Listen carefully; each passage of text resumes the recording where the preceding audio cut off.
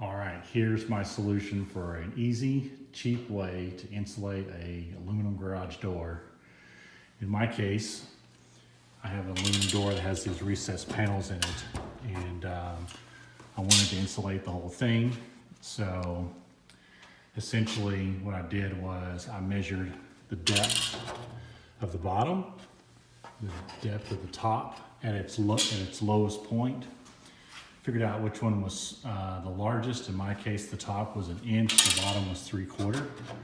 So I took 1 inch and then I measured from the top of the panel to the bottom of the panel and added that inch. That gave me 18 inches. So each insert is 18 inches. You insert it up and then slide it down, and that covers up both edges and keeps the panels in place. The other thing you might want to consider is there's a depth here that you might want to measure at its high point as well. In my case, the depth was 1.5 inches.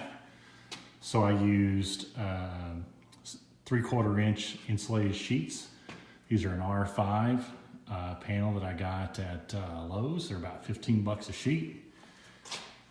And in my case, I measured the width of this panel, had a little extra piece left over, inserted in here in the back. Take the panel,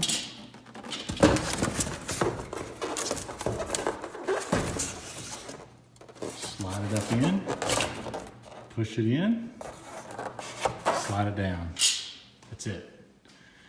It's easy as it gets. So a 8x4 sheet, again, it's about $15.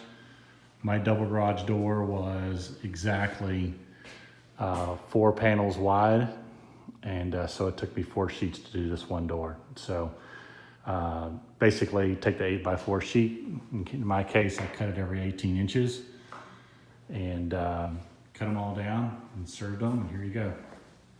Here's the only tools I needed: straight edge measuring tape and a sharp utility knife. You'll probably need a blade for about every panel. Good luck. It's made a huge difference.